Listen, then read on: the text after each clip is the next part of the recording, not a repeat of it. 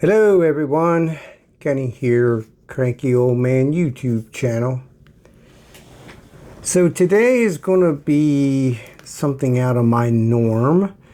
It's just a rambling of an old man. I want to talk to people about God, and I'm not trying to save you. Go, God! No, I'm not trying to do all that. I wanted to give you my perspective as an atheist versus agnostic versus a believer. And my journey in the biblical world started around 10 to 12-ish years of age, where I had a local bus that would pick me up and take me to church every Sunday. And I believe it was a Methodist church. And don't hate me if you're Catholic or Baptist or whatever, but every Sunday I would go there, and it was there one day on the back of that bus where we were talking about God, and I literally felt this, I don't know how to explain, not a lightning bolt, but this change, almost like if you've ever been hurt and you've gotten a shot of morphine, the way it kind of just rushes over you. Well, I had that kind of like that, a sensation that when I was talking about God and asking for Him to come into my life and to save me, I had that feeling. And that was about age 11, between 10 and 12, but I'm going to say 11-ish. And so I continued with going to church until we moved out of the area. And then, so I was without the church for a few years until I picked up a Baptist church near where I moved to. And that was around age 15 through 16 and a half years of age. It was around the age of 16, with my parents' permission and help, I was able to sign up for the United States Marine Corps. And at age 17, I was actually a United States Marine, or earning the title United States Marine. You had to be 18 by the time you graduated, and it was a 3-month boot camp before you went on to advanced combat training or whatever. But it's 3 months, then you got to go home for 10 days, then you went to one more training. But since then, other than when we experienced issues where our life was in jeopardy, we didn't really talk a whole lot about God. And since then, joining the military, I have not gotten back with God. And I have gone the gamut. I've gone from believing, there is no God. That's crazy to believe that some mystical thing we can't see invented all this stuff.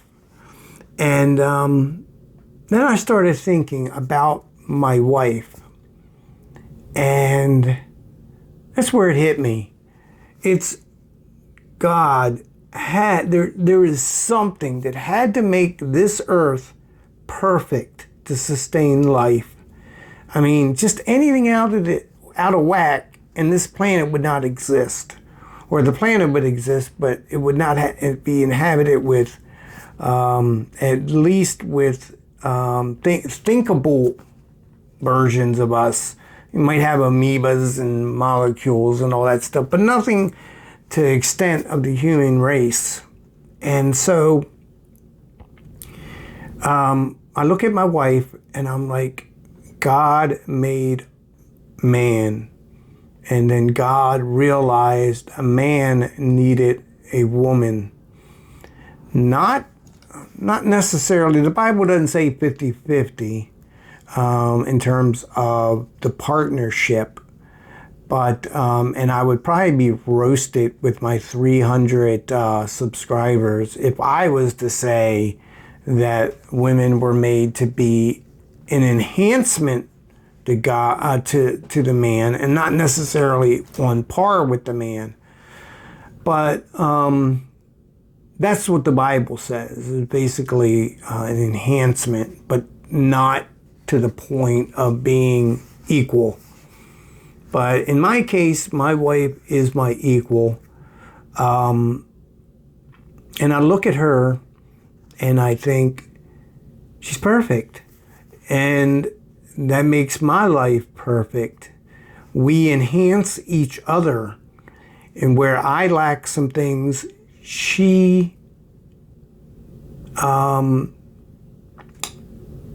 the word? She excels in. And where she lacks, I excel in. And together we make a perfect bond. And I think that's what God meant when he made women, to act in that way. And so, like I said, I went from believing and then not believing when I saw some of the atrocities that man can do to man, not only as a Marine, but as a police officer. And I got away from that. And don't get me wrong, I still say prayers every night. And I used to think, well, just in case there is a God, I got to say thank you. I got to say, please bless me. I got to say, please come into my heart and save me once again. John 3:16, probably the most infamous or most famous Bible verse, in my opinion. But I used to think I got to say that every night. But the thing is, God knows what's in your heart. So even if you're like, God, come into my heart, please save me, please forgive me of all my sins since the last time I've asked you to forgive me, I don't think that's enough to get through. And a lot of people think maybe on their dying deathbed, that's be the last thing they say. But a lot of people don't get that chance. You just feel lightheaded, you don't feel good, and then you're gone. You don't realize you're gone. You don't think, gee, I'm dead. And now I'm going to get put in this forever box and just me and my thoughts. And then you got the other people who believe about reincarnation. And my thought on that is that, okay, maybe reincarnation does work. But here's the problem with it. I am sure in the time of history, if reincarnation is real, then I should have been reincarnated from the past. And if I can't remember my past, then I'm a totally new person. So reincarnation really isn't reincarnating, in my opinion. You should be able to say, yeah, I was this person and I learned this life and now I got a new life and I'm learning from my old mistakes. And then reincarnation would actually be reincarnation because you remember. And if you don't remember, then it's not reincarnating, if you ask me. I think we should have had 2 lives. And the reason why I say that is the first life, you learn all your mistakes. And you get through it with some regrets. I have made several serious mistakes in my life that I regret, and I will regret to the day I die. And I think that's what the way it would have been perfect. We get our first one out of the way, we learn all our mistakes, and on the second life, we get to live a perfect life from the mistakes that we learned from our first life. And I think that would be a perfect thing. And then you go to heaven, and I don't know how all that works, where you meet your first wife, your second wife, all your dogs, all the people you know. I mean, I don't know how that works. It's kind of like you're working a in Utah with 7 wives, because people who get married several times, that is, if their wife and the people around them were saved, then you should meet them in heaven in some way. I don't know how that works, but having 2, 3, 4 wives, I guess that's the reason why the church and the Bible is more like you marry one person and you stay with that one person. It makes it a lot easier when you get to heaven to sort all that out. So that's kind of my thought on God.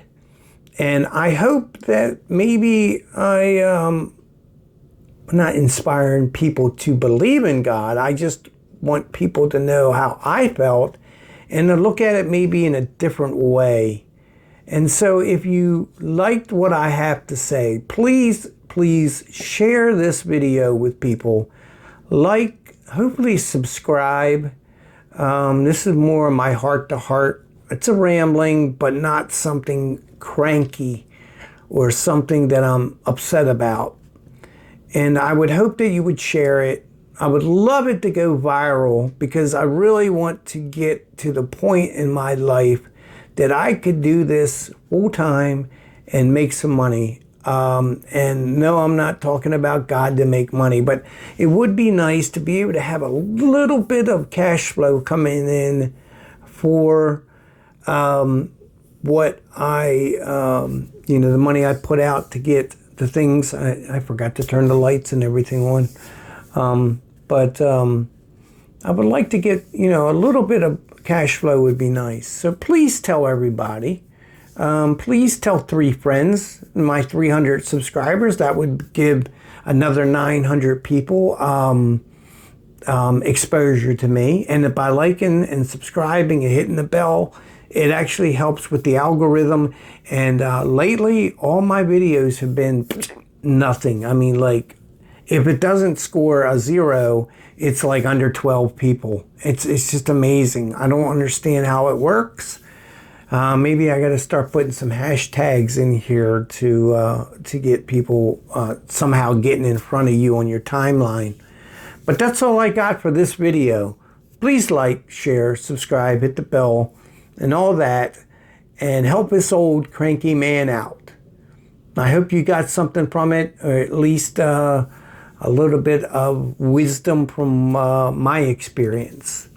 I do believe God is alive and well and is truly a part of this world. And it all became clear to me when I thought about my wife. So I don't know if she'll watch this video. I certainly ain't going to tell her about it. But yeah. Anyway, that's all I got. I'll talk to you next time. See ya.